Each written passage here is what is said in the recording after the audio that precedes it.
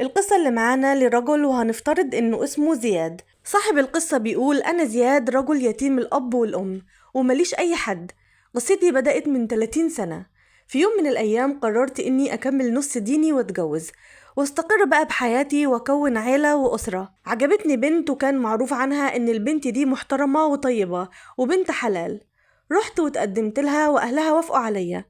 تمت الخطبة وبعدها بكام شهر تم الجواز. وفي يوم الفرح بعد ما الفرح خلص أخدت زوجتي ورحت على شقتي. وزي ما انتوا عارفين ان الليلة دي المفروض بتكون أسعد ليلة في حياة كل شاب. حاولت اني أقرب من زوجتي بس هي فاجأتني وقالت لي: اوعى تقرب مني، خليك بعيد. أنا استغربت جدا منها وقلت لها: ليه، هو في حاجة؟ قالت لي: يا زياد، أنا عندي سر وبتمنى انك تستر عليا. قلت لها: سر؟ سر ايه؟ قالت لي: أنا واقعة في عرضك، بترجاك تستر عليا، الله يستر عليك. انت لو ما سترتش عليا انا حياتي وسمعة اهلي هتنتهي. قلت لها: تكلمي في ايه؟ قالت لي: انا طالبة انك تديني الامان. قلت لها: تكلمي في ايه؟ قالت لي: الله يخليك، اديني الامان وانا هحكي لك كل شيء. قلت لها: خلاص عليكي الامان. قالت لي: يا زياد، انا حامل. قلت لها: نعم؟ انت بتقولي ايه؟ انت اتجننتي ولا ايه؟ قالت لي: انا حامل. ايوه انا حامل، انا غلطت مع واحد وحملت. قلت لها: هو مين اللي انت حامل منه؟ قالت لي: مفيش داعي تعرف هو مين، بس ده اللي حصل وانا حامل، واذا انت ما سترتش عليا اهلي هيذبحوني، ودلوقتي كل شيء بين ايديك، يا اما تستر عليا يا اما خلاص حياتي هتنتهي. بصيت فيها وانا النار بتاكل في قلبي. حامل؟ حامل كده بكل بساطة بتخدعيني؟ يعني انا النهاردة الضحية واستخدمتيني وسيلة علشان اغطي عليكي؟ قعدت افكر واقول لنفسي: طب اقتلها ولا افضحها ولا اضربها ولا اطلقها ولا اعمل ايه؟ حاولت اتمالك اعصابي وقعدت افكر هعمل ايه في المصيبة دي. بصيت لها وقلت لها: اسمعي، انا هستر عليكي لان ربنا امر بالستر، بس اسمعي، انا عندي شروط وانت لازم تنفذيها. قالت لي: اشرط اللي انت عاوزه، اللي انت عاوزه انا هنفذهولك، انا تحت امرك بس استر عليا. قلت لها: اول شرط، لا بتنامي جنبي ولا بنام جنبك، ولا واحد فينا يقرب من التاني خالص. قالت لي: امرك امرك، انا هعمل اللي انت عاوزه. قلت لها: الشرط التاني، لما يكبر بطنك تعتزلي الناس، لا تروحي عند حد ولا حد يجيلك، وإياكي تقولي لأي حد إنك حامل. قلت لها: ما تقوليش لأي حد، لا أمك ولا أبوكي ولا حد من صحابك، ولو حد سألك بعد كام شهر إيه حملتي ولا ما حملتيش، اوعي تقولي لحد إنك حامل، ولو حد عرف خبر حملك انت كده بتكوني فضحتي نفسك وأنا مش هعترف بالطفل ده، فاهمة ولا لأ؟ قالت لي: طب إزاي همنعهم إنهم يزوروني؟ إزاي هخبي عليهم حاجة زي دي؟ قلت لها: أهلك سيبيهم عليا. قالت لي: انت هتعمل إيه؟ قلت لها: انت ملكيش دعوة، موضوع أهلك ده سيبيه عليا، وأول ما يكبر بطنك خليكي في بيتك. قالت لي: حاضر، تحت أمرك. وانتهى الموضوع على كده. ومرت الأيام وكل ما حد كان بيسألني من أهلي ولا من أصدقائي: ها، زوجتك حملت ولا لسه؟ أقول لهم: لا والله لسه، ربنا ما أردش بالحمل. وهي كمان لما كان حد بيسألها بتقول نفس الكلام. استمرينا على الحال ده لحد ما ابتدى بطنها تظهر. بدأت بطنها تظهر فقلت لها: أنا هقول للكل إنك تعبانة جدا ومش هينفع تطلعي من البيت. قالت له: تعبانة؟ تعبانة إزاي هتقنع أهلي إني تعبانة؟ قلت لها: بكرة الصبح تلبسي هدوم واسعة وهنروح عند أهلك، وهناك اعملي نفسك تعبانة وافضلي كحي وإنك مش قادرة تتنفسي وسيبي الباقي عليا. قالت لي: ماشي تمام، اللي انت عاوزه. وبالفعل أخدتها تاني يوم ورحنا عند بيت أهلها، وقلت لأمها وأبوها: يا جماعة، بنتكم من أول ما اتجوزتها وهي تعبانة.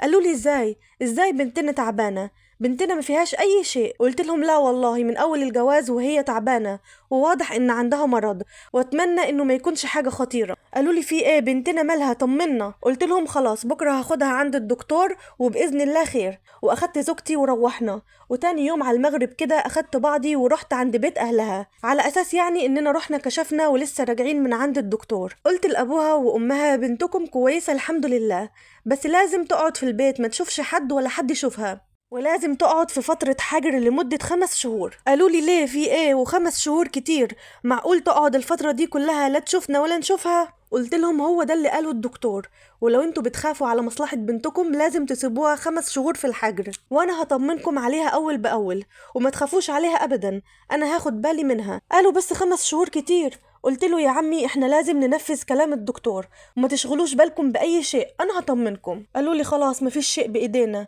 ربنا يحلها من عنده وربنا يستر ويشفيها. ورجعت على زوجتي وقلت لها: الحمد لله الموضوع تم. وقلت لها: اسمعي، اوعي تهدمي كل شيء بنيته، ولو انتي عملتي حاجة عكس اللي اتفقنا عليها انتي كده بتكوني فضحتي نفسك. انا هحاول استر عليكي بس انت استري على حالك. قالت لي اكيد اكيد هستر على نفسي، والله العظيم عمري ما هنسالك المعروف ده طول حياتي. قلت لها انا مش عاوز منك حاجة، انا مش بعمل كده علشانك، انا الشيء ده بعمله لوجه الله، وانتي حسابك عند ربنا. ومرت الايام والشهور وجاه يوم الولادة.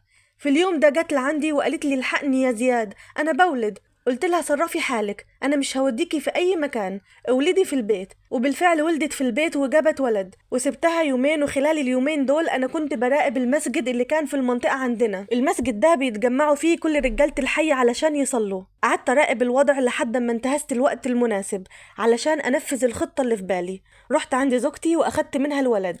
صرخت وقالت لي ابني انت واخده ليه؟ قلت لها هاتيه. قالت لي ابني الله يخليك ما تاخدهوش مني، ده لسه طفل صغير حرام عليك. قلت لها ما تخافيش هرجعهولك تاني.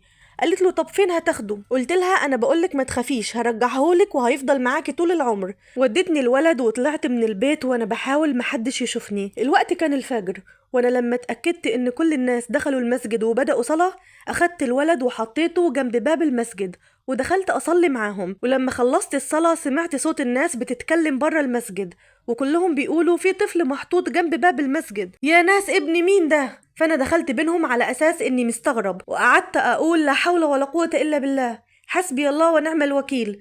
المهم بعد كلام كتير وجدال بين الناس وقفت انا قدامهم وقلت لهم يا جماعه الولد ده الظاهر انه غلطه وجاي بطريقه غير شرعيه، وانا زوجتي لسه ربنا ما ارادش انها تحمل ويكون عندنا اطفال. انتوا عارفين ان انا متجوز ليا فتره ولسه زوجتي ما حملتش، فالولد ده الظاهر كده انه جاي لي رزق من عند ربنا. انا حابب اني اخد الولد ده اربيه واتكفل بيه لوجه الله. بصولي الناس وقالوا لي والله انت محدش هيقدر يمنعك من فعل الخير، بس ما تجيش تندم في يوم من الايام وتقول ده مش ابني وانا مش عاوزه وتروح ترمي الولد، او تيجي في يوم من الايام تعايره، لان انت اكيد عارف ان الولد ده ملوش ذنب، الذنب ذنب ابوه وامه. قلت لهم لا بالعكس بالعكس، والله لاخده واربيه وعامله احسن معامله. قالوا لي خلاص مادام الموضوع كده ربنا يبارك فيك، ده فعل خير وكفالة يتيم وربنا هيجازيك عنه خير. وبالفعل اخدت الولد ورجعت بيه على البيت واديته لزوجتي وقلت لها اهو ابنك، وقدام الناس كلها ده مش ابننا ولا بنعرفه ولا يعرفنا، انتي بس اللي عارفة انه ابنك، وما تجيش في يوم من الايام تقوليلي خلينا نعترف بالولد لان ده مش ابني.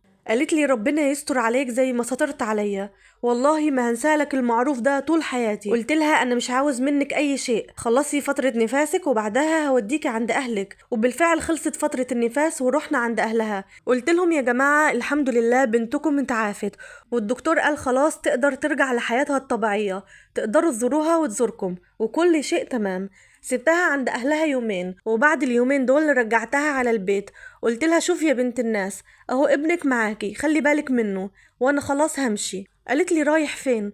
قلت لها انا هروح اعيش حياتي، ولو حد سألك عني قولي لهم اني سافرت اشتغل في اي حتة، انا مش هقدر اكمل معاكي حياتي، انا عملت اللي عليا وهروح اعيش حياتي واشوف نفسي. قالت لي بارك الله فيك، انت عملت اللي عليك وزيادة، واللي عملته مفيش اي حد يعمله، روح عيش حياتك واتجوز وربنا يجازيك عني كل خير. وفعلا انا سافرت مكان تاني وعشت حياتي واتجوزت وربنا رزقني باولاد وبنات وربنا وسع لي في الرزق وبقيت من اغنى اغنياء المنطقه. وطبعا ما نسيتش زوجتي الاولى ولا الطفل اللي اتكفلت بيه، كنت بشوفهم من فتره لفتره وكنت بصرف عليهم، بس ما كنتش قادر اتقبل الست دي كزوجه ليا. بس الحمد لله قدرت اني استر عليها وقدرت اني اخلي الولد ده يعيش حياه كريمه. انا عايش ومكمل حياتي في نعيم. ايه اللي كنت هستفاده لو كنت فضحتها؟ صحيح هي عملت غلطه كبيره وذنب كبير، بس خلاص ربنا غفور رحيم، ومن ستر مسلما في الدنيا ربنا بيستر عليه في الآخرة، والحمد لله رب العالمين. لحد هنا وخلصت حكايتنا، بس لسه معانا حكايات تانية كتير. لو حبيتوا تتابعوها معانا ياريت تشتركوا في القناة وتفعلوا زر الجرس علشان يوصلكم كل جديد. والسلام عليكم ورحمة الله وبركاته.